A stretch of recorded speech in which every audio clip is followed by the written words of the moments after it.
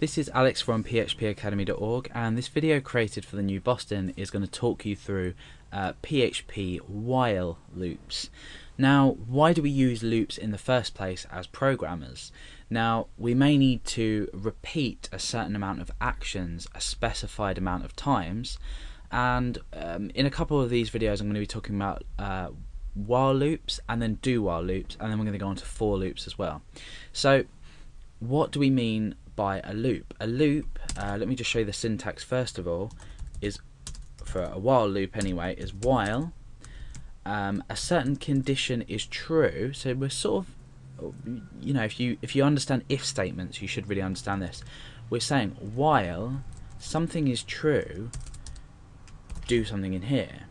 So for example, at the moment I'm going to say echo hello, and I'm going to break down a line. So while a certain condition is true, now if I was to just pop a 1 in here, it would be a pretty bad idea, because 1 is always going to be true, as we've discussed in previous videos. 0 is always going to be false. So we can run this one if we refresh. That's fine, nothing's happened, the page hasn't crashed. However, if we do while equals while 1, this is always going to equal true, so we're probably going to crash the page in writing hello over and over again, basically until infinity. So it's an infinity amount of times, or infinite amount of times rather. However, if we create a statement in here that allows at some point for it to evaluate to false, but while we want it to evaluate to true, we can sensibly echo this an amount of times. So let's say I want to echo hello 10 times. I can create a counter up here, and I'm going to start that at 1. Now what I want to do is I want this loop to echo, or I want this loop to execute, so run this block of code until 1 equals 10. So we're echoing once,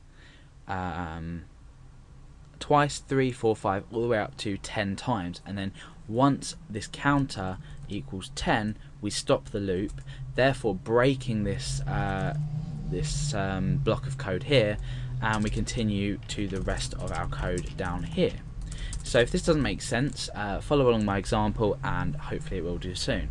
So we'll get rid of the condition first of all, and what I want to do is I want to say counter plus plus. Remember, this is incrementing this value each time. So now we've, for the first time probably, you may have found a use for incrementing. Obviously we can do counter equals counter plus 1, but for shorthand, counter plus plus.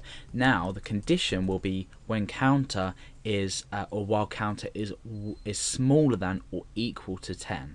So what we want to do is say while counter is smaller than or equal to 10.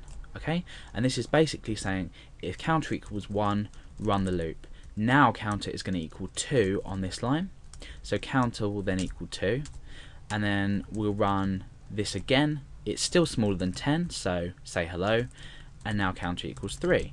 So 3, this still is blah blah blah all the way up to 9. Now 9 is still smaller than 10. We echo hello, we increment the counter, it's 10.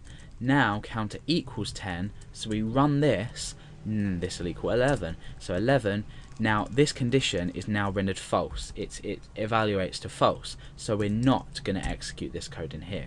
So hopefully that is a way of making sense to it for you. We're going to reset this counter back to 1, and we're going to refresh the page and see what happens.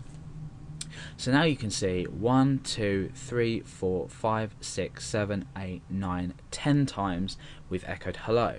And to prove this sort of counter method inside, I'm going to append the variable counter onto the start of this hello. So this will actually say 1 hello, and then it will say 2 hello, then it will say 3, because we're incrementing this value each time. So it's basic logic. So let's refresh the page and see how that's worked. There we are. So we've got 1, 2, 3, 4, 5, 6, 7, all the way up to 10, and you can now see just by that example that we're incrementing the value. So the while loop will always have a condition at the start of it that will need to be evaluated before we even begin to process the block.